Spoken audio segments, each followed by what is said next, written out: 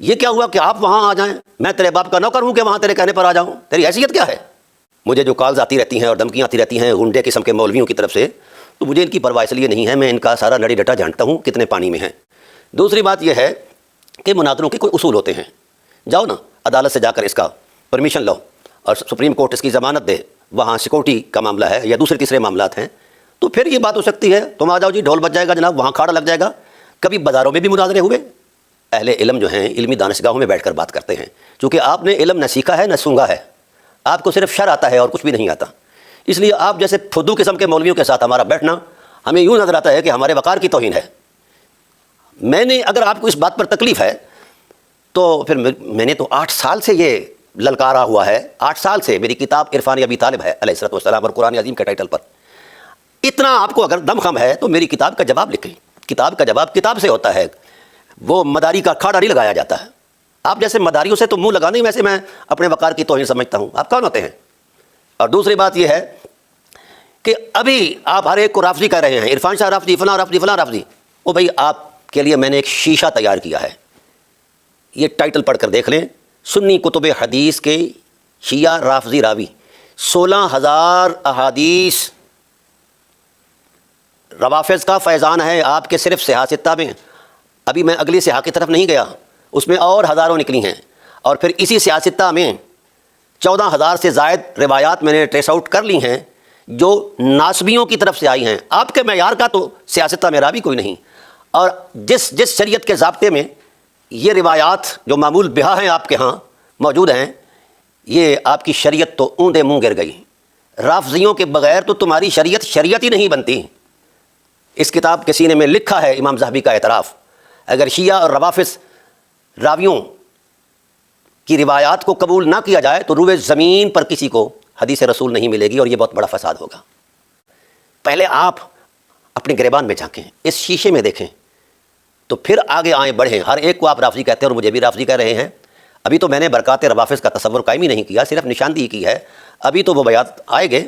اور جس ٹائٹل پر آپ ناچ رہے ہیں، مولانا احمد رضا خان بریلوی رحمۃ اللہ تعالی علیہ کے ٹائٹل پر آپ ناچ رہے ہیں اور معیار سمجھ رہے ہیں، ان کے فتاوی رضویہ شریف میں 600 سے زائد مقامات پر فیضان روافظ کا نور موجود ہے۔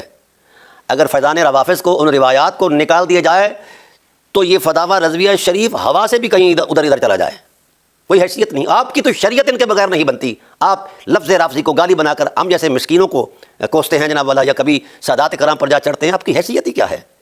پہلے آپ میں اگر غیرت نام کی کوئی شے ہے، دم خم ہے، تو فقیر کی اس کے تحریر کا جواب دو۔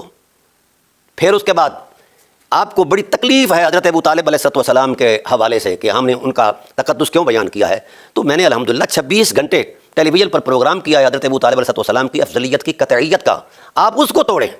ابھی تو آپ ان کے ایمان کا سوچ رہے ہیں، ان کا ایمان ثابت کریں یا نہ کریں، یہ تو بہت چھوٹی بات ہے۔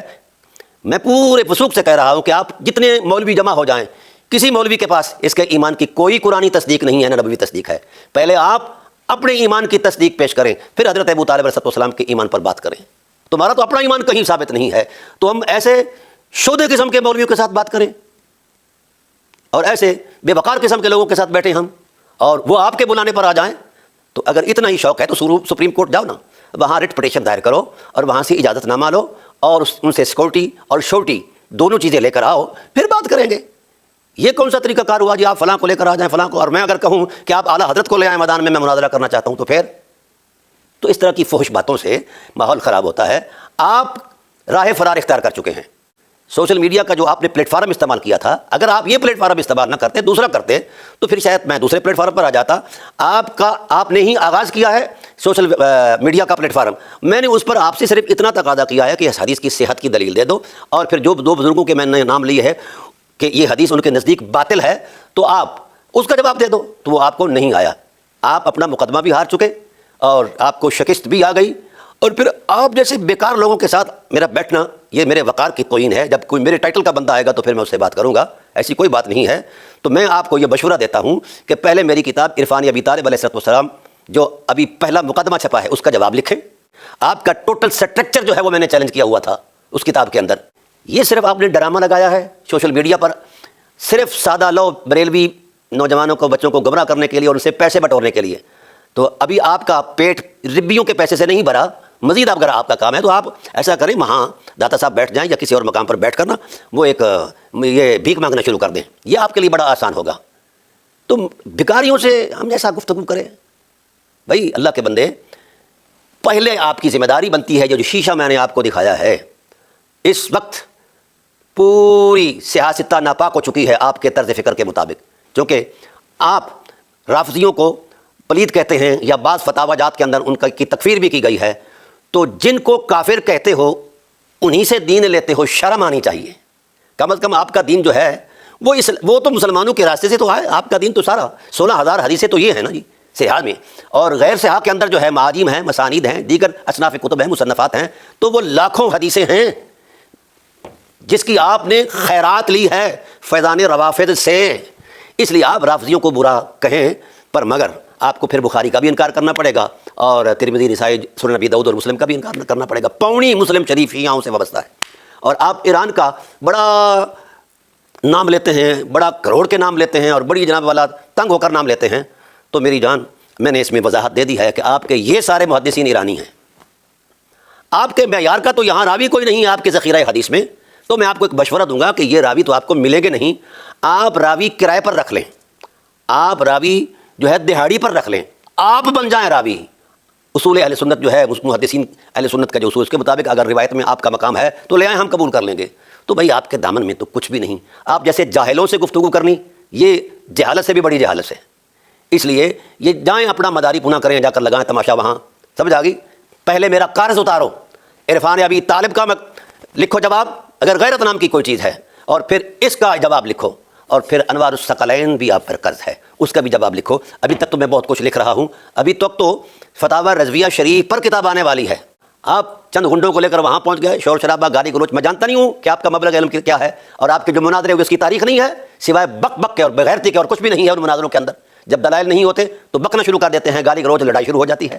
جانتا ہوں آپ کے مناظروں کی تاریخ بھی، جانتا ہوں آپ کا مبلغ علم بھی، جانتا ہوں آپ کی سوچوں کے اندر جو شرارت کا تسلسل موجود ہے وہ بھی۔